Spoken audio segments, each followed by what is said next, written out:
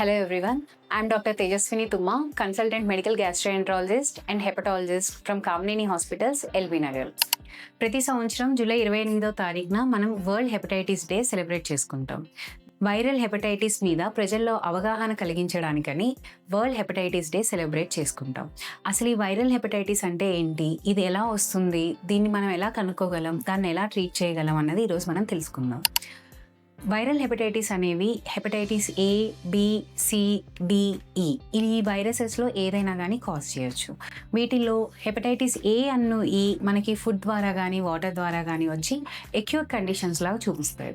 అలాగే hepatitis B, C, D ఈ మూడు కూడా అక్యూట్ కానీ క్రానిక్ కానీ ఎలాగైనా ప్రెజెంట్ అవ్వచ్చు. ఈ హెపటైటిస్ ఇన్ఫెక్షన్ వచ్చినప్పుడు వాళ్ళకి చాలా అలసటగా అనిపించడం, నీరసంగా అనిపించడం, జాండీస్ అంటే కళ్ళు పచ్చగా అవ్వడము, లేకపోతే యూరిన్ పచ్చగా రావడం, ఒంటి మీద దురదలు రావడము, కాళ్ళు ఉబ్బడము, లేకపోతే పొట్ట ఉబ్బడం, ఇలాంటి ఏవైనా సిమ్టమ్స్తో రావచ్చు.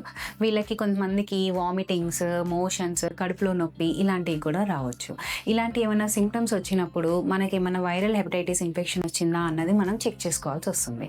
అసలు ఈ వైరల్ హెపటైటిస్ మనకి ఎలా వస్తుంది అని అంటే, హెపటైటిస్ A అన్ను E అనే అక్యూట్ ఇన్ఫెక్షన్స్ మాత్రం ఫుడ్ కానీ వాటర్ ఇన్ఫెక్షన్ ద్వారా కానీ స్ప్రెడ్ అవుతుంది. అంటే మనం బయట హోటల్స్లో కానీ లేకపోతే బయట ఫుడ్ వాటర్ కంటామినేటెడ్ వాటర్ కానీ ఫుడ్ తీసుకున్నప్పుడు ఈ ఇన్ఫెక్షన్ వచ్చే ఛాన్సెస్ ఉంటాయి.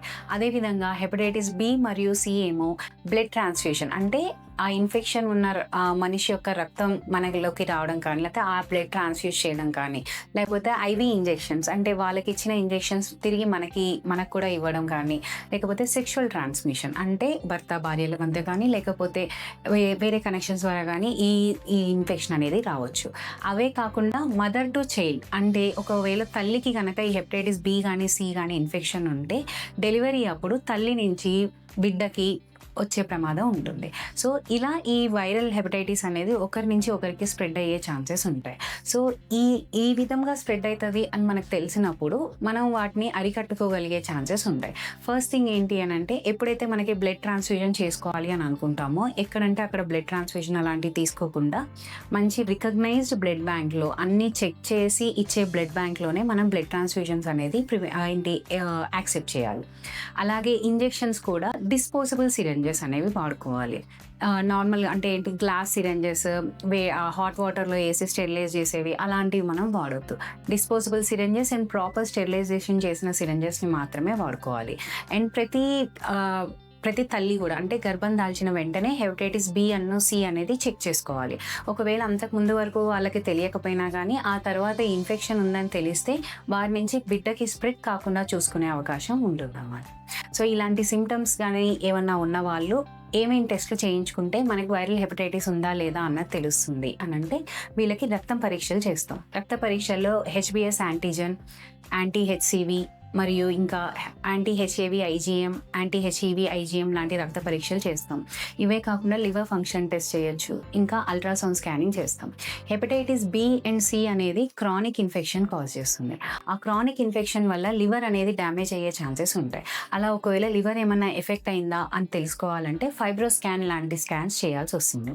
అది మన కామినీ హాస్పిటల్లో అవైలబుల్ ఉంది. సో ఎవరైనా కానీ వాళ్ళ లివర్ ఎలా ఉంది, ఐదర్ ఫ్యాటీ లివర్ కానీ లేకపోతే ఇలాంటి హెపటైటిస్ ఉన్న వాళ్ళు లివర్ డ్యామేజ్ ఎంతవరకు ఉంది అని తెలుసుకోవాలి అని ఉంటే ఈ ఫైబ్రో స్కాన్ సదుపాయాన్ని ఇక్కడ ఉపయోగించుకోగలరు. ట్రీట్మెంట్ ఉందా? హెపటైటిస్ A అన్ను E అనేవి అక్యూట్ ఇన్ఫెక్షన్స్. అంటే ఈ ఇన్ఫెక్షన్ వచ్చిన వాళ్ళకి యూజువల్గా జాండీస్ కానీ లేకపోతే వామిటింగ్స్, మోషన్స్ ఇలాంటివి వచ్చినా కూడా యూజువల్గా 1.5 monthలో ఇవి రెడ్యూస్ అయిపోతూ ఉంటాయి. చాలా తక్కువ మంది అంటే ఓన్లీ 5 to 10% మెంబర్స్లో ఇవి అక్యూట్ లివర్ ఫెయిల్యూర్ కాజ్ చేసే ఛాన్సెస్ ఉంటాయి. సో వీళ్ళకి మనం మామూలుగా సపోర్టివ్ ట్రీట్మెంట్ మాత్రమే ఇస్తాం. హెపటైటిస్ B అండ్ C అనేవి అక్యూట్ ఇన్ఫెక్షన్ కాజ్ చేయొచ్చు, క్రానిక్ ఇన్ఫెక్షన్ కాజ్ చేయొచ్చు. ఒకవేళ క్రానిక్ ఇన్ఫెక్షన్ కాజ్ చేసినట్లయితే అది ఎంతవరకు లివర్ని ఎఫెక్ట్ చేసింది, LFTలో ఎటువంటి తేడాలు వస్తున్నాయి అన్న దాన్ని బట్టి దానికి ట్రీట్మెంట్ ఉంటుంది. హెపటైటిస్ B అనేది కంప్లీట్లీ ప్రివెంటబుల్ డిసీజ్. సో ఎవరైతే హెపటైటిస్ B వ్యాక్సిన్ తీసుకోలేదో వారు కనుక హెపటైటిస్ B వ్యాక్సిన్ తీసుకుంటే వాళ్ళకి ఇమ్యూనిటీ వచ్చి హెపటైటిస్ B ఇన్ఫెక్షన్ అనేది రాకుండా ఉంటుంది. సో అలా మనం ప్రివెంట్ చేయగలిగిన డిసీజెస్ని మనం ప్రివెంట్ చేసుకోవచ్చు. చేసుకోవచ్చు. హెపటైటిస్ సి అనేది మనం ప్రివెంట్ చేయలేము, కానీ hepatitis C is completely treatable. ఇప్పుడు వచ్చిన కొత్త ఆధునిక డ్రగ్స్ ద్వారా మన హెపటైటిస్ సి ఇన్ఫెక్షన్ కనుక ఉంటే ఆ డ్రగ్స్ ఒక 3 నెలల నుంచి 6 నెలల వరకు వాడితే మన బాడీలో ఉన్న వైరస్ మొత్తం చనిపోతుంది. సో వైరస్ మొత్తంగా పోతుంది కాబట్టి హెపటైటిస్ సిని మొత్తంగా క్యూర్ చేసుకోవచ్చు.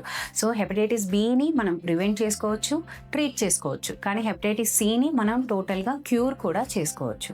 సో ఈ వరల్డ్ హెపటైటిస్ డే నాడు మనం తీసుకోవాల్సిన ప్లెడ్జ్ ఏంటంటే, ఇంతవరకు మీరు ఎప్పుడు టెస్ట్ చేయించుకోకపోతే get tested, and after testing if you are eligible get vaccinated. ఖచ్చితంగా hepatitis B vaccine, hepatitis A వ్యాక్సిన్ని తీసుకోండి.